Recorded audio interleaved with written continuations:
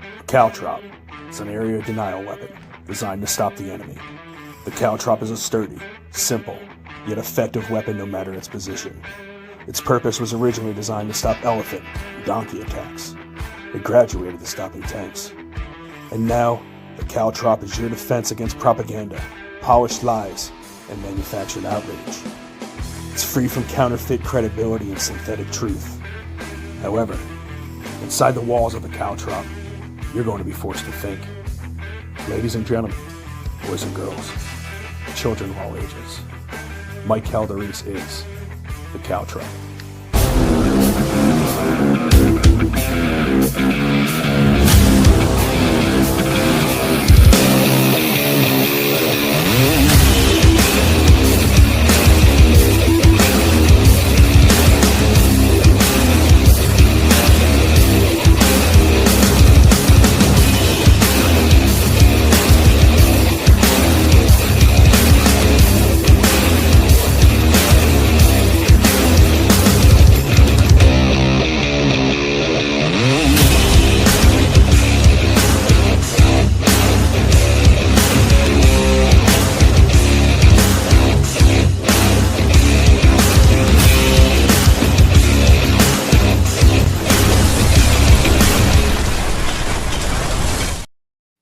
Good evening and welcome everybody to the Caltrop. I'm your host, of course, Michael Calderese, and we are your defense mechanism for all things lies and untruths and all the double-sided, one-sided garbage that you see on a day-to-day basis. We are going to set you free from that. And today, we have got a great show for you tonight. Tonight is all about crime. And it's not going to be, there's a lot of conversations that are happening about crime, and you're seeing a lot of numbers getting thrown out, and you're seeing accusations. And really, that's the only thing that you're seeing back and forth. What you're seeing is, oh, no, it's not as bad as you think. And, oh, it's fucking horrible. And you can't even walk down the street without getting mugged. And, oh, no, I feel really comfortable walking down the street, even though I was mugged 3 days ago. You're seeing this stuff all over the place. And I want to know what's true. And I want to speak about it in a real way. And I want to have a conversation. And I brought in a guy, Dave Patterson. He is, every one of you guys are going to know him. He's going to be in after the monologue. But we are going to discuss tonight crime in a real way. What are the causes of it? What are the problems? Is it a culture issue? Because to me, a lot of this does rest on culture. We're going to get into that into the mic's right. But we do have a packed show for you tonight, so I hope you stick around with us. Because let me tell you something. One thing about Patterson and I is that we could say things to each other and we're not going to take offense to it. We're not going to get all bitchy. We're not going to start, crying like a bunch of whiny girls. We could say things in an honest way, and he knows where I'm coming from. I know where he's coming from.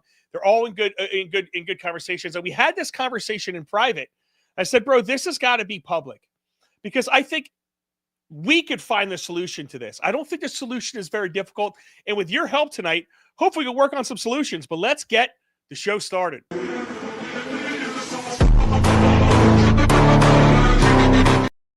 All right, crime, seems to be very big topic today. But what, like I was saying earlier, is true. Is there more crime today or less crime?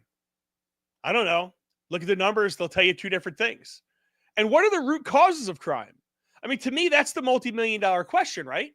Every politician, every activist, every lefty in a scarf screaming for felons wants to tell you why people commit crime.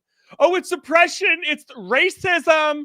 It's poverty, it's bad schools, it's too many guns, it's not enough jobs, it's the police themselves are just horrible. A cool story, guys, but here's the truth. Crime isn't as complicated as people make it. Let's just say the part nobody wants to say. Different groups commit different crimes, and the stats don't lie. Technically speaking, blacks make up 13% of the population, but are responsible for 50% of the murders. While whites are rapey. It just is. That's not me. That's FBI crime data. So is it all white people's fault for black crime? What is black crime? Or is it maybe something bigger like culture, geography, and yes, bad leadership that thrives on excuses instead of accountability? And let's talk geography for a second. Cities. Cities are hotbeds for crime. Why? Not because the water's cursed or the buildings are evil, but because you pack millions of people together, strip away order, caring for that place, and then reward the bad behavior. Boom, you get a shitload of crime. It's pretty simple. And yet people keep moving there and not moving out. It's like setting up a tent in the middle of a hurricane and complaining about the wind. Now we're seeing this play out in real time. Trump walks into D.C., a city that is legit drowning in violence no matter what they say. And what happens? He unleashes the National Guard. He puts police back in control. And wow, 12 days later, not one single murder. 12 days. A city that has 274 murders last year suddenly looks like Mayberry. The only thing missing is Andy Griffith whistling down the street. That's like almost a death a day. And what's Trump doing? I'll tell you, he's proving that defund the police is the dumbest idea since man ponds. I said it. Crime goes down when the law is enforced. Who knew? Arrest the bad guys, put them in jail, and magically, crime stops. I know it's a crazy, crazy concept. I mean, you don't have to reinvent the wheel. Look at El Salvador. They went from murder capital one of the world to one of the safest countries in Latin America. How? Not with therapy sessions and not with safe spaces. Not with no cash bail. Forget about that bullshit. They lock people up. Simple. Harsh? Yeah. Effective? Absolutely. Sometimes you need guts and not group hugs. But here's where I'll surprise you. I'm not saying all this is just handcuffs and jail cells. You want to actually fix crime long term? Families, culture, respect, and ownership. That's the real solution. Not the system. By the time you hit the system, it's already too late. You can't scream about oppression all you want, but if your kid grows up with no discipline, no structure, and no accountability, congratulations, you just raised a future statistic. We have to get people early. And sorry if this offends some people, but not everybody is savable.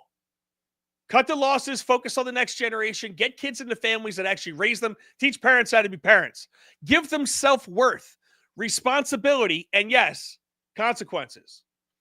Because when excuses are culture, crime is the outcome. And at the end of the day, it's not that hard, it's not that complicated. We don't need 1,000 studies. We don't need endless debates. And we sure as hell don't need more leftist soft on crime nonsense. You want less crime? Lock up the criminals. Raise better kids. Build stronger families. It's simple. It works. And it doesn't care about your feelings. So that's it, guys. You tell me in the chat where I'm wrong.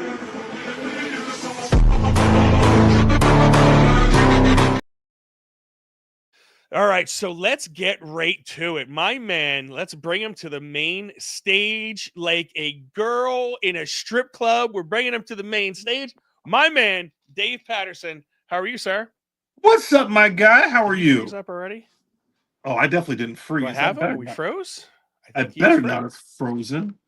Did I freeze? Oh, doing good. I think you're doing pretty good. I think you froze for a second, but I don't Nah. know. You don't look frozen on my screen. I am live. Maybe the feds are watching, you know, especially I'm like not picking you up for whatever reason. You got me? I got you loud and clear. Let me see what's going on here.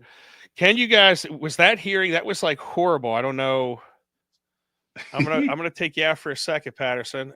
Sounds good. You look like you're frozen on my screen, but I don't know what's going on. My computer seems like it's running just a tad bit slow right now. I don't know if I could. I'm not going to try to switch anything in the middle of this broadcast, but let's see if I could bring them back on and see what happens. On the broadcast, it looks like we're loud and clear, though.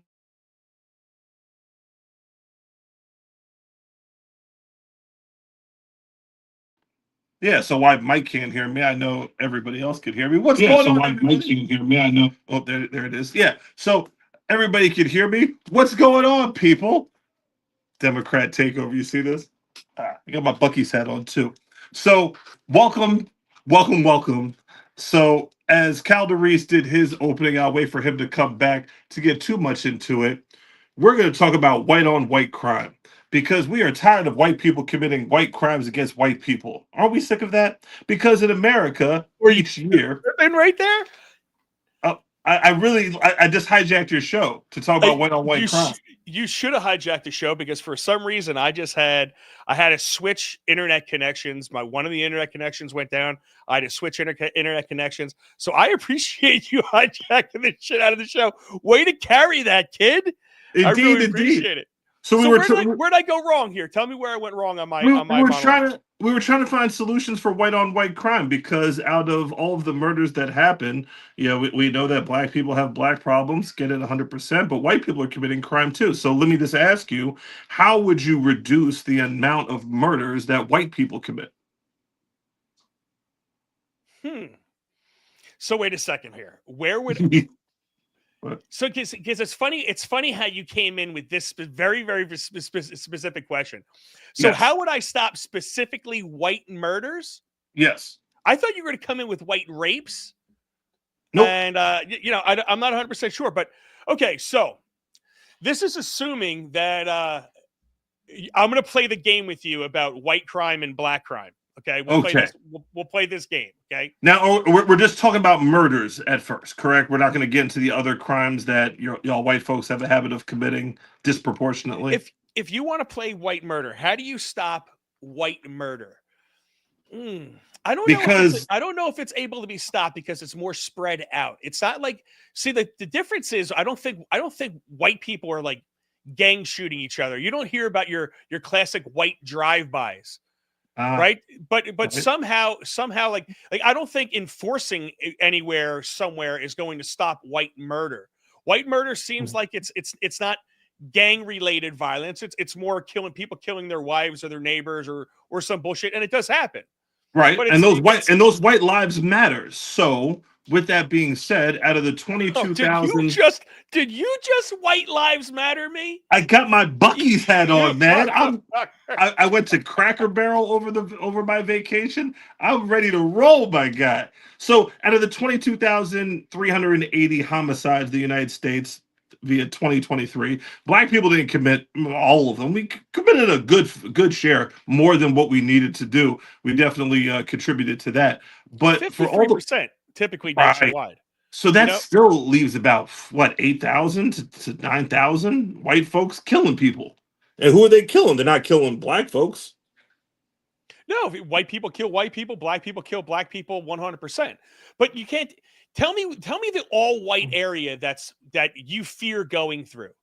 Ooh, thank you for asking that question. So on my vacation, for those that don't know, I flew out to St. Louis and I drove around the country. This is one of my hobbies because I like to see things up front. I don't like to hear things on the news and say, well, this is a shithole city, or this is a particular place that is burned to the ground. I want to see it burned to the ground. So I'm going to be there. So St. Louis absolutely has some rough ass areas, really good barbecue, but some rough ass areas. And then I drove down to Branson, Missouri and looped back through the Ozarks. And when I tell you that this country has a ton of poor white people, yes. Holy smokes. Now, I just refuse to believe, maybe murder's not their thing because they're not going to that extent, but I refuse to believe that the white folks that I saw are law-abiding citizens for the most part.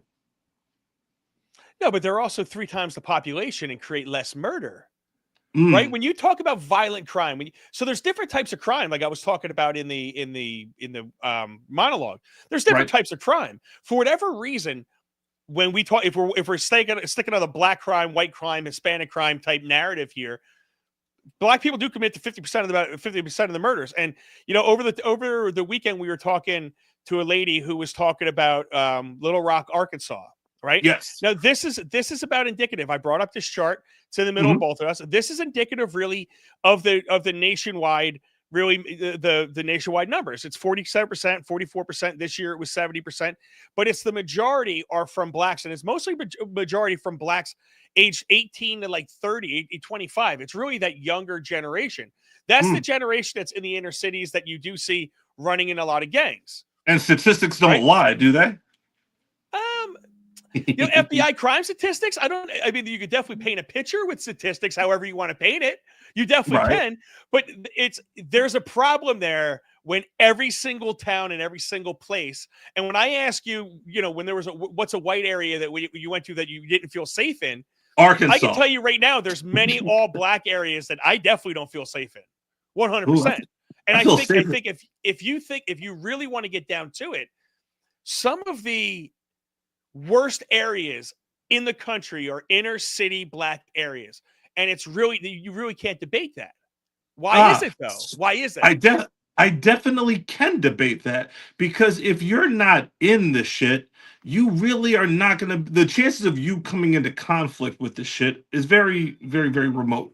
So I get that murder is the statistic that's kind of like the trump card, part of the expression, and we kind of like want to focus on that and what have you. However, let's look at where you live in Brick. You guys have less crime than Mount Vernon, where I live, right? So I live in Mount Vernon, New York. We have a similar overall population of people, around 70 to 75,000 people, correct? Yeah. Oh yeah. Beautiful. Now, the difference between our two areas is that Brick is 26 square miles in area. Mount Vernon is, in terms of sections in all of America, the 31st most densely populated section in the country. We have many, many more people per square mile. We're 4 square miles at 70 something, 77,000 people. You guys are 26,000, I'm sorry, 26 square miles and have the same 70 some odd thousand people. So as I was making the point that if you spread people out, when you go to the Bronx and you have a building like, for example, Co-op City. Co-op City is a group of buildings in the Bronx that has 50,000 people literally in a footprint the size of 3 or 4 football fields.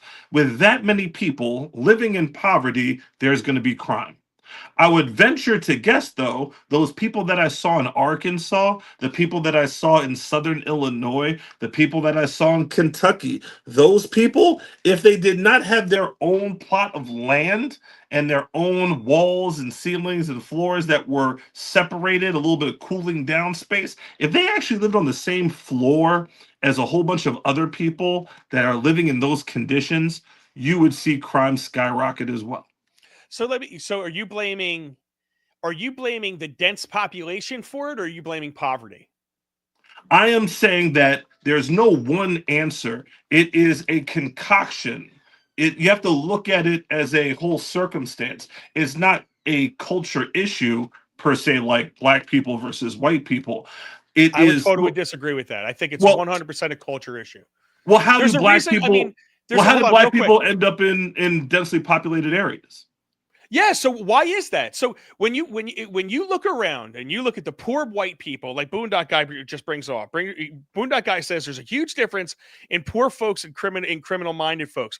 I would also say there's a big difference in poor white versus poor black.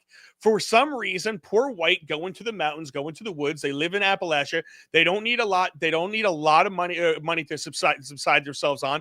Boondock Guy knows these people very well.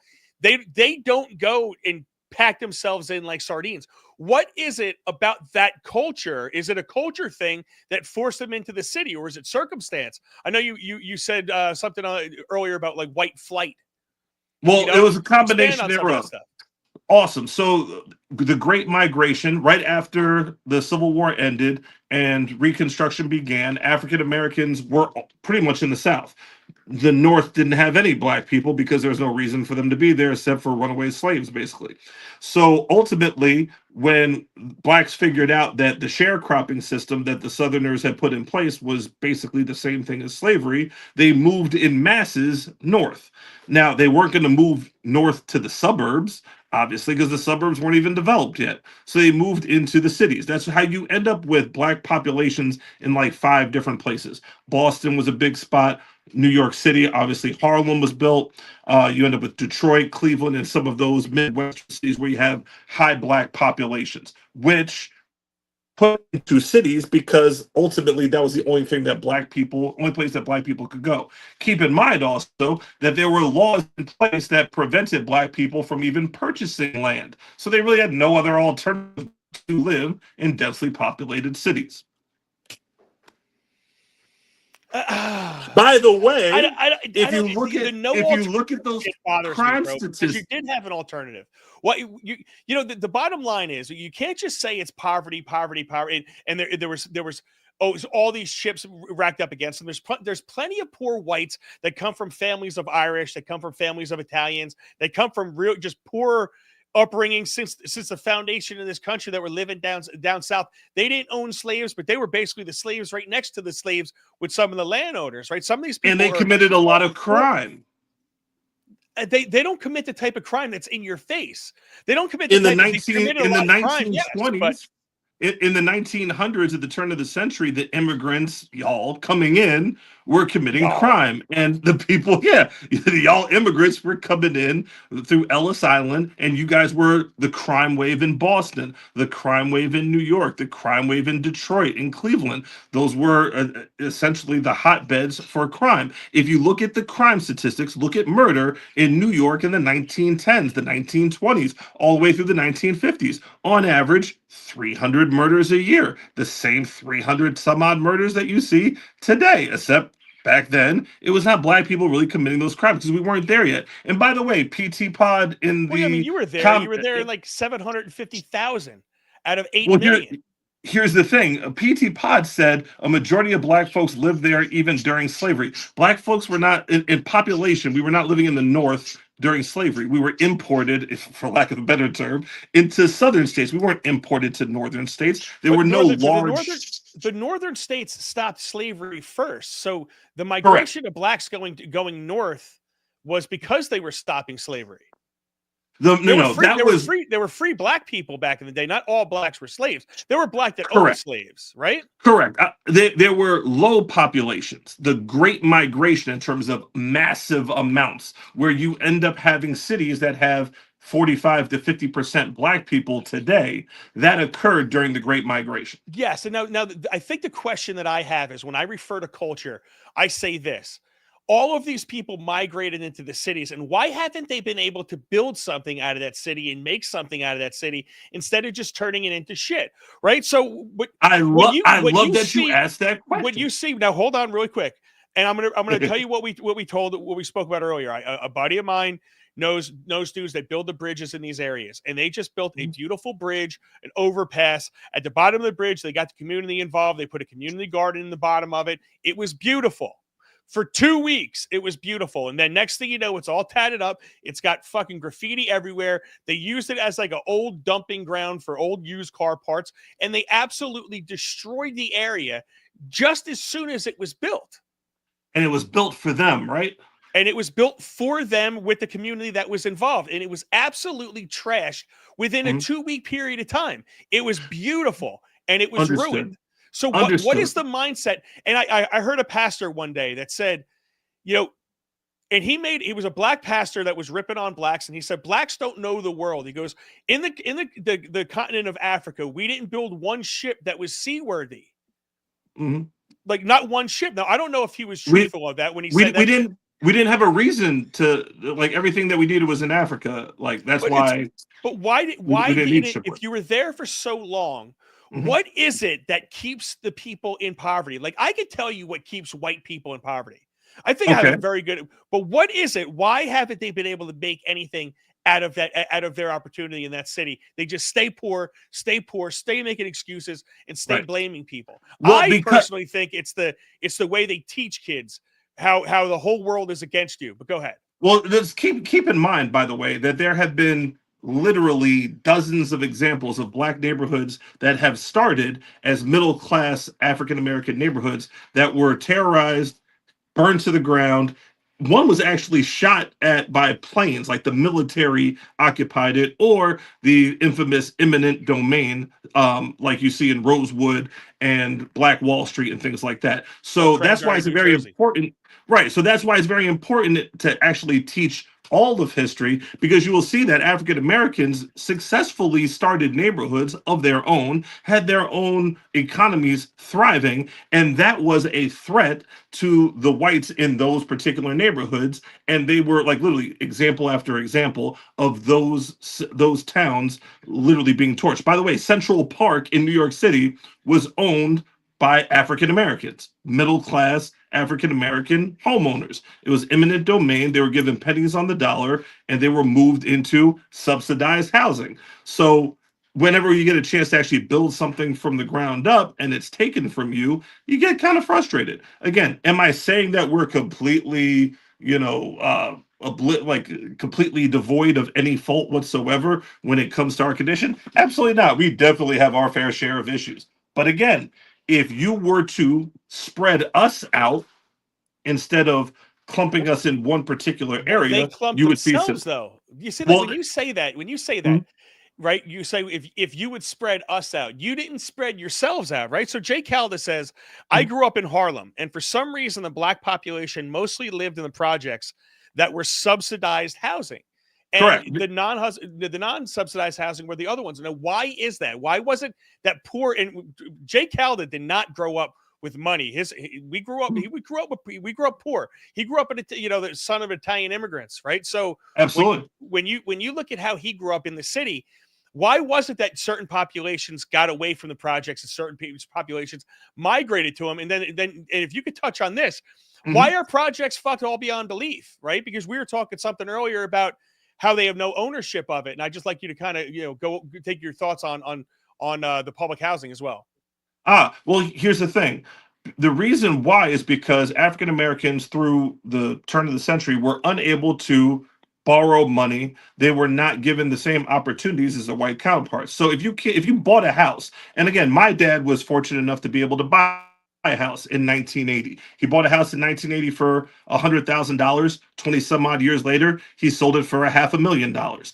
That was non-existent for African Americans in the 60s and the 50s and the 40s. My grandmother in Cleveland, Ohio was one of the first to be able to actually purchase a home because lending institutions were not giving to black people. They were not loaning money to black people. Now think about all the white people, not just white people, but people of all different cultures, and how getting a loan and getting a mortgage basically springboards them to financial independence, and what type of event it is when you, regardless of what race you are, pay off your mortgage.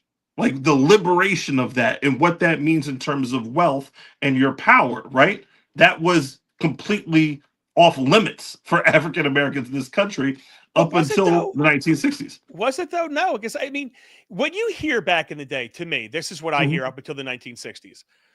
You see the black family intact. You see the black owning businesses. Like you say, you have blacks that were leading the way in a lot of different industries. You had them; they were owning houses, the whole nine yards. Then all of a sudden, you had the civil rights movement. You allowed women to start marrying government. They went after. I will say there was a systematic attack on the family, the black family especially. And then what happened was you wound up with a lot more single parents. And when you have single parents, you have a lot more poverty. And now that to me, once it when the civil rights came into effect, that seems like when a lot of the downfall of the black communities really took place. If you look at old videos, you see black families walking dressed really nice. They had a lot of standards for themselves. Now what do you see? Pants hanging off their ass with ass cheeks hanging out and dingleberries fucking visible. Yeah. Well, yeah. Again, we're not devoid. White folks, y'all not getting in your Sunday best either. I think No, society as listen, in you general want if needs we could have to another dress a little show better. on white people, but listen, there's plenty of ridiculous mayonnaise sandwich eating fucking white people eating in the middle of Appalachian Mountains, right? But But up until th- 1968, they were still able to get mortgages and borrow not money. those people. Those Uh, people, those people been waiting on their who government check who forever, who bro. are you? That's something that I think goes across racial boundaries is the mindset of being poor. There's a mindset to poverty. Like there's a poor culture. Like poor culture isn't black or white. That's why a lot of black culture is poor European culture brought over here to the South, and then the South was where a lot of the blacks were, and that kind of moved up. And it's a lot of poor European culture. If you read about Thomas Sowell, he does a really good breakdown on this. So how many Irish and Italian and even the Eastern European immigrants that came over here, how many of them acquired wealth without mortgages? I think a lot of them. And They it's just not stuck about money. mortgages. You really think You that didn't they? need You you really didn't think need they as much stuck money to own a money? house back then. Back then, if there was areas in Tom's River that, if I'm not mistaken, you got a plot of land with a subscription to like the fucking Asbury Park Press back in the day. They were giving land away back in the 30s, 40s, 50s. You could start They a were house. not You could get giving a land plot of away. land. they were not giving land away to black people in the 1930s and 40s. Absolutely not. Again, No, what there I'm could be saying a is rare, they were I'm sure giving you'll land look up away a with rare exception where it Christians. happened by accident, but by and large, no. And by the way, my mom's side of the family was middle class black, like the ones that you see on the pictures from Richmond, Virginia, that were fortunate enough to kind of avoid that. So again, there is a population of middle class blacks and even upper class blacks that this doesn't really apply to. Unfortunately, a lot of what people want to concentrate on is, again, the lower end of what we're dealing with. There's way too many of them, but there's a logical reason as why there's way too many of them. Because the Fair Housing Act of 1968 was addressing the banning of giving black people mortgages. And again, I don't know anybody who's acquired wealth without borrowing money or needing some type of assistance to get on their feet. So either give them a mortgage that has power to it. So I would ask everybody in the chat that's talking about work ethic or whatever, that means you've never had a mortgage? Come on now. No, Let's but get the right shit. now, are you telling me when was it, Nick? 1960s? This is 70 years 68. later, man, and people are Oh, still yeah. bitching about this. You had 60 years to get your ass out of the fucking city, go make a job. You could get mortgages at that point. Go figure something else out. Why do they stay there? Jay Calda says, Coach, I worked with some black people that made good money, same as me. Yet they insisted on living in crime-infected Newark, where a couple of their houses being robbed, family being killed, and carjacked. Right? No, there's obviously there's choices here. There's culture choices, and let's not forget. Let's not ignore something. Segregation is alive and well in today's world. It's alive and well in many different ways. You look at the colleges, black kids hang with black kids. You have black fraternities. You have your white only fraternity. There's segregation everywhere in our society. You look at religious segregation. You have the Muslim populations. You have the Jewish populations. You have segregation in every single part of our society. And there are biases of wanting to live next to people that you think are like you, right? 100%. So the Irish immigrants and the Italian immigrants in the 1920s, 1930s, coming over with the Industrial Revolution, the crime rate in New York City was absolutely out of control. They were committing the crime. Are you telling me that the same percentage of Irish and Italians today commit the same crime at the rate that they did in the 1920s, 1930s? No. That would be preposterous. I don't know. I think Italians commit crime just like everybody else. I think the rates of crime probably for the regular person. Now we have to stop. There's the criminal element of every one of these races, and there's the regular person element in every one of these races. The question is why certain areas and why certain groups have higher elements of criminality and certain elements of criminality. I do think there were obviously with the mobs, the Italian mobs, there were certain laws that they broke in particular. It's the same thing like we did it earlier.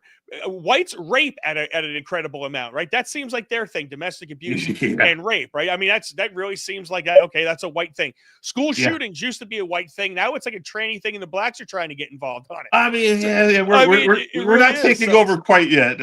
You're trying really hard. It's like the last couple. You're like, listen, just so you know, we could shoot up schools too. Not just our street. It's like black hockey players in the NHL. They're few and far between. I hear you, but I mean, listen. I think that's where we're going. And now, do you really? But the reason why I say that to PT Pod in the coach, I'm not saying that the 1930s is the reason why black people are disproportionately poor right now. What I'm saying is that when you look at crime, you can't look at black crime without looking at crime of people in poverty, because maybe you just don't know rich black people. Rich black people are not committing crime like rich white people are not really committing crime. So let me throw the question at you that you asked me. How do you stop black murder? What I would do is I would spread them out. I would give them an opportunity to move somewhere else. You are way too close together. Whenever you are piled on top of one another, you are asking for an issue.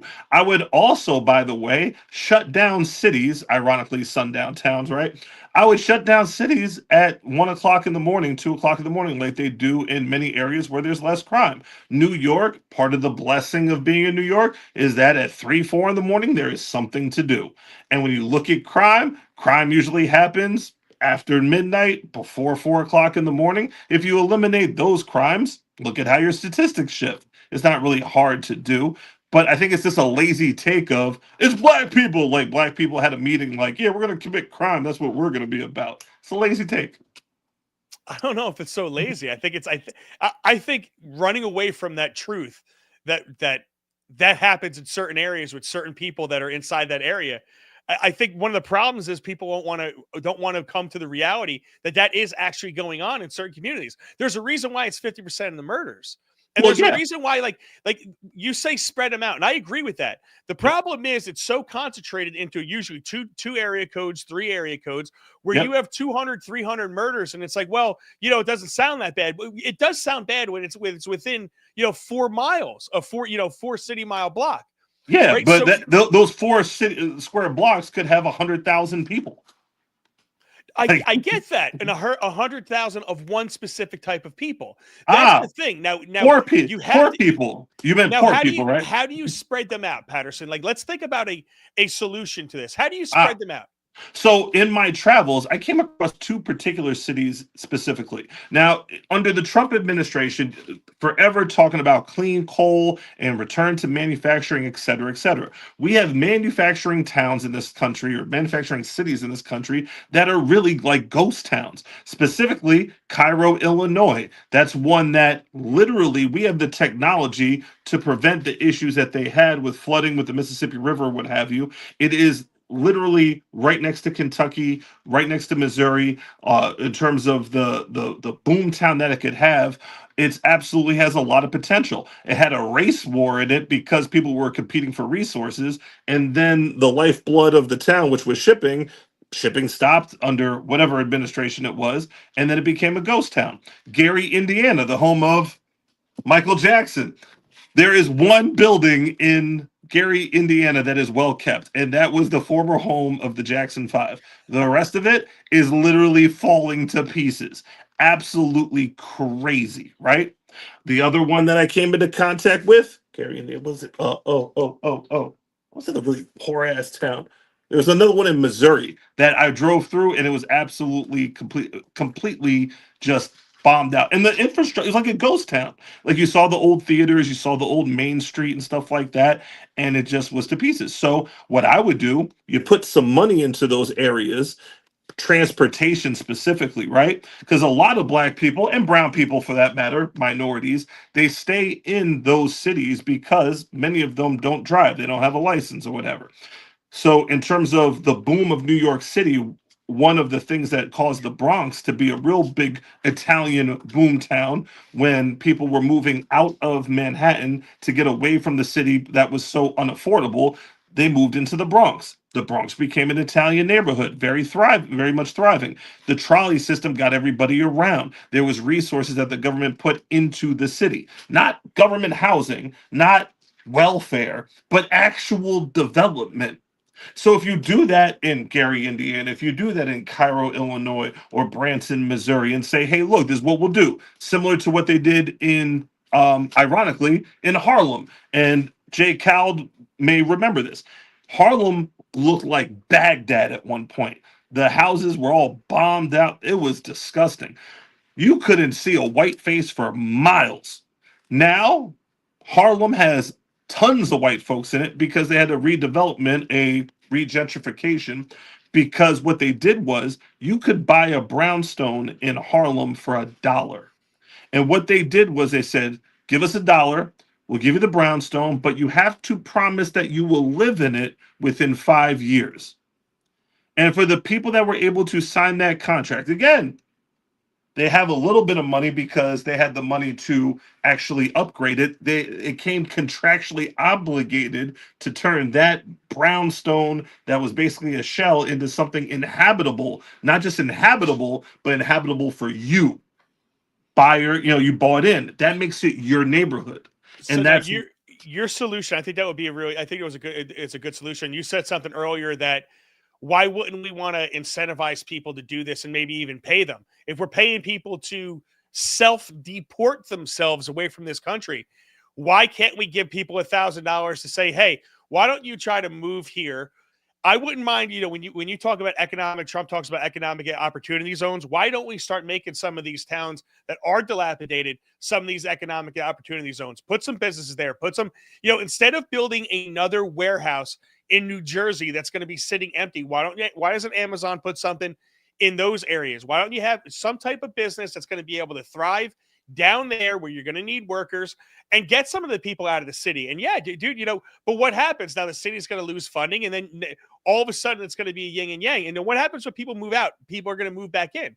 New York's been what, 8-9 million people for 70, 80, 90 years. The population hasn't really gone up or down because it really can't, right? It's changed. It literally is a shift. So as people move out, and by the way, again, if you move the people that are in public housing and such out, people that are homeowners, landowners will come in.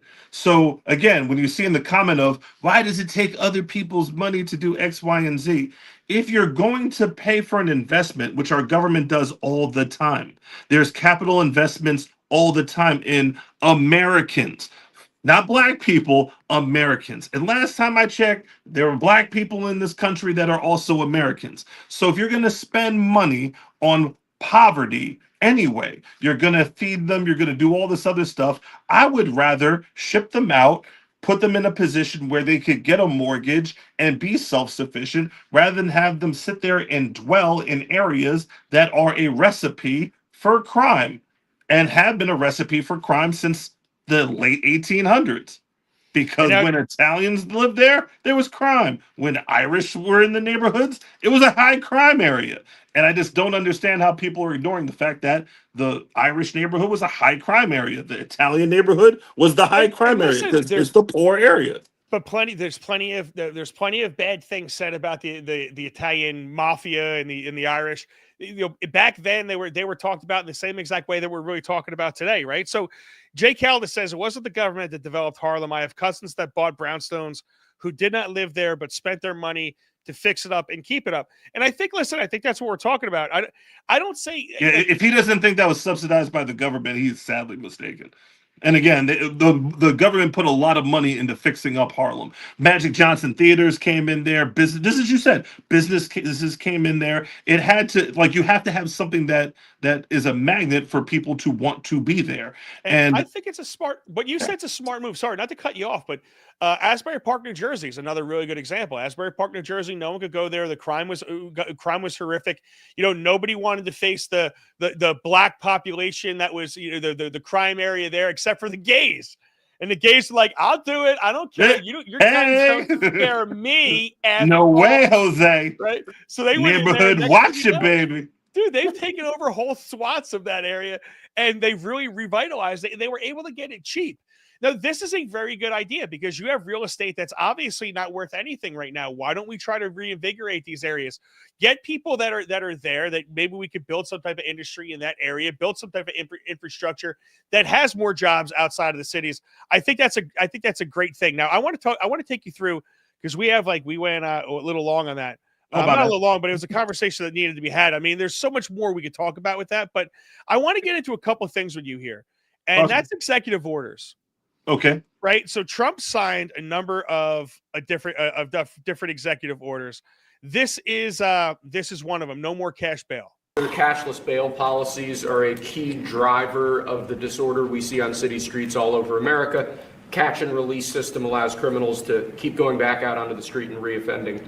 What this executive order does, it charges your attorney general with identifying jurisdictions all over the country that have cashless bail policies, and then it withholds or revokes federal funds and grants that are flowing to those jurisdictions to ensure that we're only supporting the people who have reasonable common sense policies around crime. So what area does it cover? Potentially anywhere that has a cashless bail policy. So some of the largest cities, some of the most left-wing states in America almost all of them, right? Illinois would be a great example of that, sir. Oh, they have a great cashless bail. You don't even have to go to court sometimes. No, Illinois, I love that state. It's a great state. So executive order, he wants to completely eliminate cashless bail or no cash bail. What do you think of that? What do you think about no cash bail? I think, first of all, he just simply what he said was not true. Okay. It's an embellishment of, first thing is, I had to take a look at what cashless bail is, and it literally depends on the jurisdiction. So the first part is, me and you have a court date coming up, correct? Yes, you are correct. We do. Yes. Beautiful. So a judge has actually said that he made a mistake and there's nothing he could do about it until our next court date, correct? Yeah. What if we were out on bail right now? Or what if we required bail right now? That would suck pretty bad, right? To have your money tied up in some shit where the court made a mistake. As irritated as we are right now, how much more irritated would you be if you had to get bail for that? See, once again, though, you're conflating no cash bail with the fact that there's discretion in this. We're brought into this over a citizen's complaint, not a police investigation or any of that shit. It was a citizen's complaint. You're under indictment, sir. That somebody were you arraigned? Up. You were arraigned. We had a plead not guilty, and you're Beautiful. 100% right. But okay.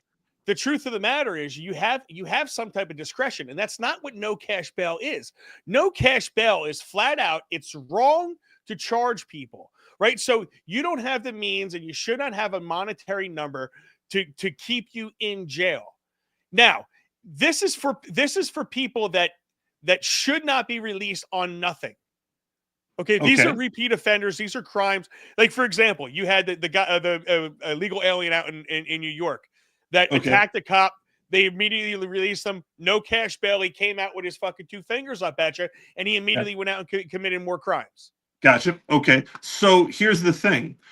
In cashless bail systems, there is a list of offenses. So you're talking about New York, right? I have the list of offenses that are now bail eligible offenses.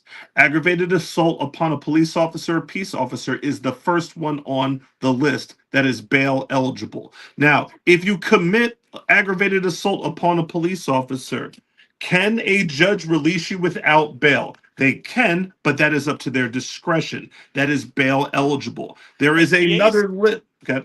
DAs have that discretion, though, as well. Now, there are certain crimes in which they don't have discretion. They literally have to put the crime in on a computer. Not in Philly. I'm just telling you what I told you. I researched New York at length, and I researched DC at length. So there are different systems of this cashless bail thing. Yes. Some of them do not work at all. I give you that 100%. But to sell it as, well, cashless bail doesn't work. Well, the other side of it is we're sitting here waiting for a court date. Now, we have money. I can post bail. It's a pain in the ass. I don't like my money tied up, but I'm not sitting in a jail cell. However, I have an uncle, for example, who was intoxicated driving. He is still in jail. He is not even convicted yet. He is awaiting trial. He's been in jail for over a year because he cannot make bail, nor will anybody in the family pay his bail because he probably did something. No, because he's better off in jail. He needs the structure. He needs to be there. So we accept that. So we kind of use, and this is bad, by the way, because it's not what jails are for. We kind of use the jail as his daycare. Quite frankly. And that's the point, though, right? So, like when you said there's not all systems are really good. This is the Illinois Safety Act. The Safety, Accountability, Fairness, and Equity Act today is a comprehensive criminal justice police reform law that has brought significant changes to police detention and sentencing. Right? This is the SAFE Act. The act established abolished all cash bail in Illinois September 18th, 2023. Pre-trial release decisions are now based on whether a person poses a specific real or present threat to a victim or the community or is likely to flee, not on their ability to pay. Correct. Okay? So you cannot just hold them in jail because you know that they can't pay the money. By the way, we have 500,000 people in this country that are currently in a jail cell waiting to be convicted. Are you saying that those people are guilty until proven innocent? No, so I'm saying they obviously did something that brought them to the point where they feel like they need to be brought in jail and post cash or bond to get them out. Let's not forget, if they get found guilty or they found guilty and all this stuff, it all comes with a cash penalty fine.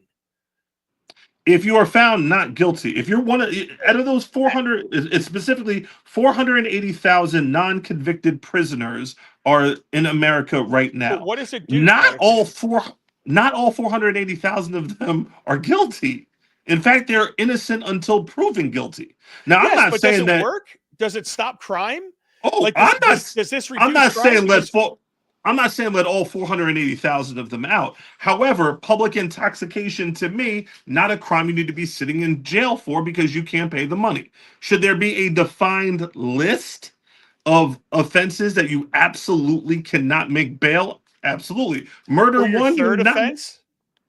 Repeated offenses, Yes. you should not get a cashless bail for repeated offenses. So reform is needed on the reform 100%. I'm not saying it is a foolproof system, but it's not like a free for all of like a turnstile of justice.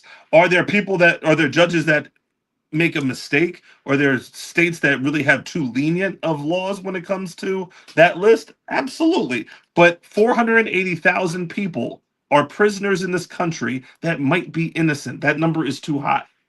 And we have to feed them and clothe them. And this is the other part that happens. Keep in mind. Now, let's use me and you as an example. We're sitting here waiting for trial. We end up with a bail situation. Let's say you can pay. Well, actually, no. Since you're the white guy, we're going to make you not able to pay for it, right? Just because you're the white guy. So you're unable to pay, let's call it $5,000 bond, right? Let's say you can't pay the $5,000. So you're sitting in a jail cell because I can pay the $5,000, even though we committed the same offense. I am going to work, keep my job, stay with my family, raise my kids, and we both understand how important it is to be there for your children, right? Now you're sitting in a jail cell. Now, what happens while you're in that jail cell? 15, 20, and in Philadelphia, average detention 28 days. So you're in jail for 28 days. What happens to your employment? What happens to your livelihood? What happens to your family? So you're more likely going to take a deal, which makes you guilty, which makes whatever you did, you might have been innocent of it, but you're going to plead guilty not because of justice or because you did it, but because you need to cut a deal to get out of jail.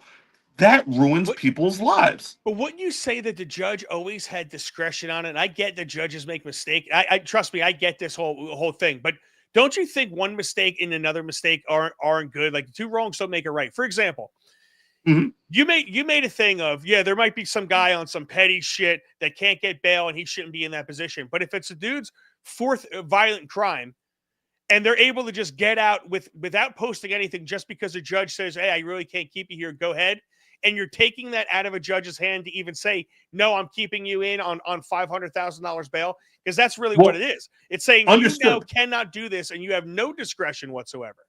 Understood. And this is, you are logical. This is just a disagreement between the two of us. Same thing with police officers. What do I always say when it comes to police officers? I don't like discretion. I like concrete rules. I either followed the rule or I didn't follow the rule. I don't like gray areas because I don't want your discretion to be different for me than for somebody that you would more likely be friends with.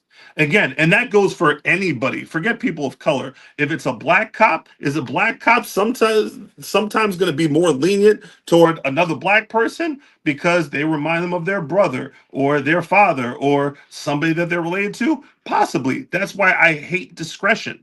Completely valid point, but a judge with discretion, I don't want to sign up for. Personal political belief. No, and I honestly 100% agree with that, right? Because you see way too you see the judicial activism all the time, and one judge wants to make an example just because he's pissed off one day. And listen, Discretion. I get it, and it's at a discretion, and it's all their opinion and their feelings. And discretion is one of those things where you could always argue with discretion. Everybody argues with the who made the playoff list in NCAA football, and it's always based on some type of discretion, right? So I do get that part. I'm not. I don't think I totally. I think what I'm saying is, and I think what you're saying is, it's not like no cash bail. I think is a completely fucking stupid idea.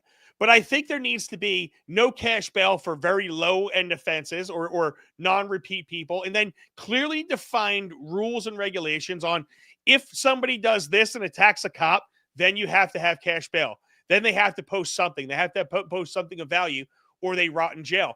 I think you could take the discretion out of this without completely eliminating it, right? But why did the liberals always take it to the extreme where there's no middle ground, like the Safety Act, where it's no, we're just completely eliminating it and we're not even using that tool to help us in our arsenal stop crime. Because that's the red gang versus the blue gang, and it's just factions that do what they do, and you either have to be on one side or the other. Again, I think they got it completely wrong. However, when I'm looking at the numbers, 94% of people, this is 2017 in DC, 94% of people were released pre-trial, 88% of them showed up to court, 86% of them not arrested pre-trial. They did not repeat offend before their court date. Okay, I'm good with those numbers. Some people are just going to be scumbags, and you have to deal with them as such. But I don't believe in filling up jail cells with people just for the sake of, you just don't want to deal with them. And then that brings us to our drug question, which is, again, in Mount Vernon, there was 3 murders last year. In Brick, there was 0 murders. So when you look at the percentages look off the charts, but you're talking about 3 versus 0. However, there were many more people in Brick that died of opioids at the end of the day. You can make that sentence.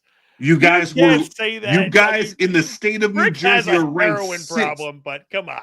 You guys are ranked 6th in the state of New Jersey that has like Camden and Jersey City and Brick is in the top upper echelon of people dying from opioids. And I know it's not black folks. If you're going to tell, and I bet if you look that up right now, you can't find 3 people that have died in Brick in the last 4 years with opioids, but I'm going to digress on that one, bro. You can go ahead. 550 cases. You guys are 6th in the state. 550 cases of drug-related incidents. How many dead? How many dead off of that? So you think there's a lot of Narcan going on. It's 100%. A lot of now do Mount Vernon. You telling me that you guys have no drug problem? Stop it.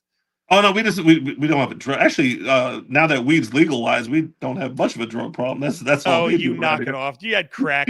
You guys blamed crack for everything, and you're like Boondock Guy says if everyone had just listened to Scruff McGruff, we wouldn't be in this current state of affairs. And I couldn't agree with him more. I'm going to play a video for us because we're running down to the wire right here. We got to do this again. This was great. We'll talk about Brick and Mount Vernon because there's issues here too.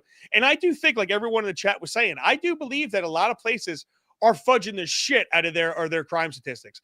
I think crime is way worse in certain areas that they're going to give credit for. I think my area is one of them. And it's trying. I've asked the police chief to come on numerous amounts of times. I always get denied. And I want them to come on and talk to me about it. But this is one guy I got to show you. This is your neck of the woods. This is your boy. This is your man. I think you're going to vote for this guy if you could have. This is Mom Dami. Your boy. I thought you were going to talk about Hawk Newsom. Oh, no. This is Mom Dami. Have you seen this video? This is this guy trying to bench press. Oh, yeah. This is how you move up in the polls. Yeah. This is how you move up in the polls. Yeah. Now watch this. Watch this. He's never lifted a weight in his life. They said it was 135. It's not. It's not. Watch this. Yeah. This guy's got full hands. Two hands on it. Yeah. Let me get one more. Let me get 3. Let me get 3. Oh, you ain't getting 3. You don't have no 3. Listen, they said it was 135. Those aren't 45s. Those are 35s. That is 115. My wife could do that. And homeboy had 2 hands on it. He was definitely looking like, yeah, you got this. You're doing it. Come on, if I was spotting that, I wouldn't even need 2 fingers to pick that up. That guy holding it was weak. But, I mean, dude, his arms were still shaking, and the guy was 2-handing it. Hey, man. That's Fake your it till you make it. It's either that or fake golf scores. I refuse to believe that Trump is like a PGA level golfer. No way.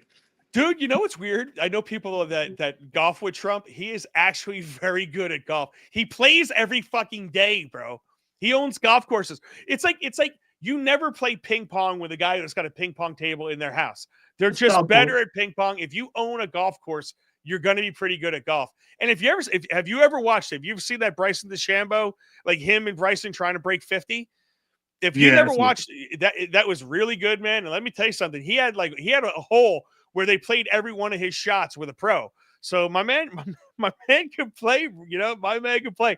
But hey, listen, Patterson, really appreciate it. I know you don't do much. You do shows in regards to semi-pro football. If you want to push that off, man, let everybody know if they're interested in that. Let them where they can find you. Hey, way too early with Pat Bleezy on the Three Bleezies Facebook page. I'm always up. I'm on my own Facebook page, 9 in the morning on Sundays, except if I'm traveling and going around the nation. Minor league football up and down the East Coast, checking things out. For those that don't know, I'm a minor league football Hall of Fame coach. Almost 300 wins under my belt, and I'll be in Hawaii coaching the Nationals All-Stars, a minor league football team that is playing an overseas team. So yeah, a lot of fun. Awesome, dude. Listen, the conversations that we've had, people don't realize. Like I tell them all the time, this is the type of conversation that we have all the time, right? So really appreciate you coming on, giving your side, giving your perspective. It's something that got me in a lot of trouble. Getting your perspective there, buddy. We're still in court. Good thing. Just giving your perspective probably got us almost bail, right? Cashless bail. Yes. Let's fucking go. The Pope. But yeah, guys, listen, man. Really appreciate Patterson being here. Really appreciate every single one of you guys in the chat. If you like this show, go ahead, finger the fuck out of that like button. Share it. Share it like it's your job. Get us viral. And let me tell you something. One of the things that I definitely noticed is if you comment on my stuff, and you go ahead and repost it on whatever platform you're on, X, Facebook, whatever it is, it really, really helps us out. And make sure you go over and give the Three Bleezies of Patterson some love. Facebook, request them, the whole 9 yards. Really appreciate you guys. Listen, be your own Free the homies. Yeah, free the homies. Oh shit! You know what? I was gonna say this. Jake Halda. I was running a little bit late. I saw it late. Jake Halda actually had the Free the Homies shirt on. He was wearing it. That's not him in it. I will put him in it on Wednesday. I got that text way too late. But yes, everyone, make sure that you root for Free the Homies. And if you want a Free the Homies shirt, I think we can get you one. Let me know. Go ahead and send me a message, and we'll get you one out there. Again, ladies and gentlemen, be your own caltrop. Defend your own mind. Ask the questions that need to be asked. Do not be afraid of being called anything, because when you have real, open, honest discussions, you can realize what's happening. You can realize the lies that are being told to you, and you might just be open to other people's ideas and truth, right? You have to defend the bullshit. You have to know where the bullshit's coming from, and that's if you do that, you could be your own caltrop. This caltrop loves doing it for you every Monday, Wednesday, and Friday, 8 o'clock. Love you guys.